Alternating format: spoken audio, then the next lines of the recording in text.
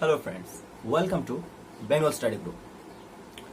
Today we will discuss a poem, a thing of beauty, which is written by famous English poet John Keats. First of all, I will tell you something about the poet John Keats. John Keats is a very famous romantic poet who was born in 1795 and died in 1821. So he had enjoyed a lifespan of only 26 years.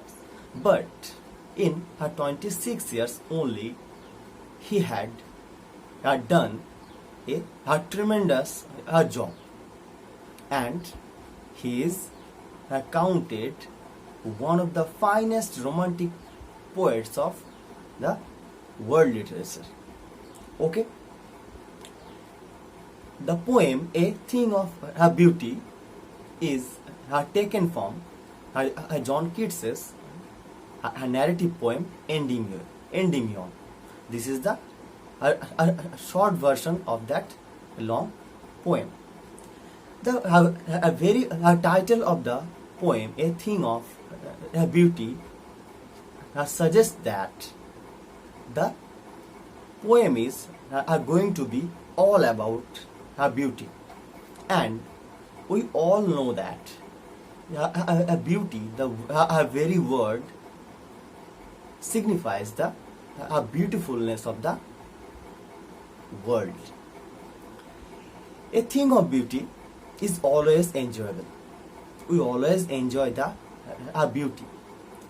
Maybe the beauty of nature, maybe the beauty of anything.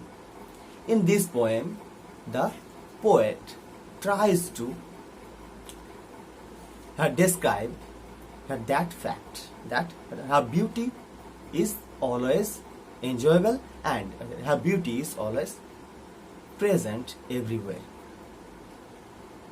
We have to only find that beauty. There is a famous saying that beauty lies in the eyes of a beholder. Okay, now we will read that poem and explain each and every aspect of that poem. A thing of her beauty is her joy forever. The very first line of the poem declares that a thing of beauty is a joy forever. It is an eternal thing which provides us enjoyment, a joy. Its her loveliness increases. Her loveliness increases day by day as we enjoy the beauty. It will never pass into nothingness. We all know that every earthly object will pass into nothingness one day, but a thing of beauty won't never. But will keep a bower quiet for us and a sleep full of sweet dreams. The word bower means her shades of a shelter, a place which gives us a shelter, and a thing of a beauty, a beautiful thing always provides us a shade where we can rest, and it also gives us a sweet sleep. When we enjoy a thing, we can sleep a sound sleep. Next, the poet says that, and health and a quiet breath. Breath means breath. We can have a sigh of relief while you enjoy a thing from heart. Therefore, on every morrow are we wreathing a flowery band to bind us to the earth. But there are some things which bind us in the earthly pleasures, and every morning we rises up to bind us in that earthly things and forgets the beauty of nature. That's why the poet compares the earthly possessions to the chain which bind us in the materialistic pleasures. A spite of despondence. Despondence means despair, depression of the inhuman dearth. Every human being suffers from depression, but the poet here again emphasizes that a thing of beauty will, of course, provide human being the enjoyment. A thing of beauty won't never let any human being feel depressed, and that's why, spite of all despondence of the human dearth, of our noble natures, of the gloomy days, of all unhealthy and over darkened ways are made for our searching. These are the reason for our despair. These things, gloomy days, unhealthy nature, darkened days, these are the things of our despair, and for these things we get depressed day by day, in spite of having all kinds of beauty in the nature. We get depressed for these kinds of things. Yes, in spite of all, some shape of beauty moves away the pall from our dark spirits. But the poet here again is optimistic. The poet emphasizes that, but in spite of all this gloominess, all this despair, some shape of beauty, some kinds of beauty uncovers the veils of sorrow from our heart and gives us the actual enjoyment, actual peace, a solace of mind. Such, and what are the things? The poet lists that in the next lines. Such the sun, the moon, trees old and young, has sprouting a shady boon for simple sea, and such are daffodils.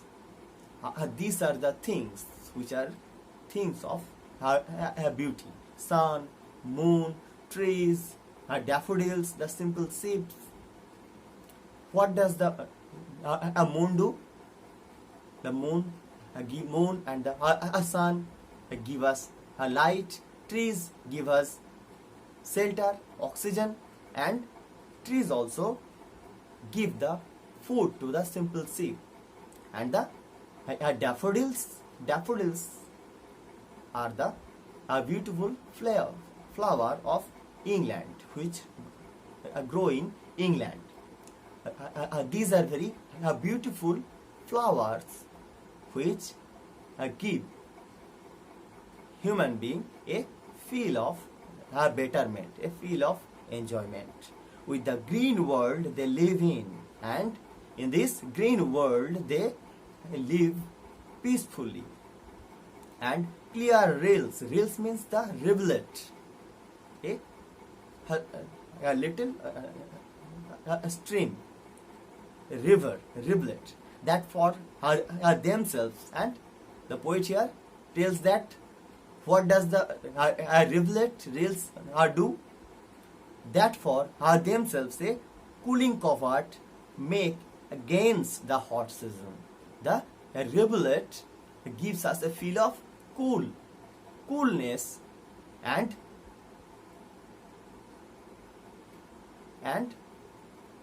this rills erase the hot season. This is the feel of our heart. And the mid forest break rich with a sprinkling of fair musk rose blossom. And what you get in the forest? There are lots of roses blossomed in the forest. And we know that roses are the symbol of love, of beauty. So there are lots of things in the world which are very beautiful, and the world is decorated with all beautiful things, and these beautiful things wipe out our sorrow, our depression. And such too is the grandeur of the dooms we have imagined for the mighty dead. A mighty dead means the brave soldiers who are martyred in the battlefield. In spite of all the gloominess of the war, there are some glorification of the martyr, and the poet here suggests that a tale of the martyr is the source of peace, is a source of beauty also, because they have died on the battlefield for our country, for the human being. That's why that stories are also very beautiful. All lovely tales that you have heard or read, and the tales about those who have heard or read are the sources of our peace of mind. An endless fountain of immortal drink pouring unto us from the heavens brink. Brink means corner, edge. The poet here very aptly, very finely picturizes the beauty of nature, and compares the beauty of nature to the gift of heaven. That's why the poet here is saying that these things of beauty are the endless fountain of immortal drink. Immortal. The things of beauty are immortal things. They are perpetual. They are never faded away. Pouring unto us from the heavens brink. And from where we get that beauty? They are directly from the heaven. God sends those beauty to the human being. Why? So that human being get rid of that sorrow, depression of the world. So this poem is the glorification, is the idealization of the beauty of nature. And Keats, as a true romantic poet, glorifies the nature and shows us the beauty of nature. Okay, I hope you will understand the poem. If you have any questions, comment me and I will sort that out. Okay, next day I will come back with another poem. Till then, thank you so much.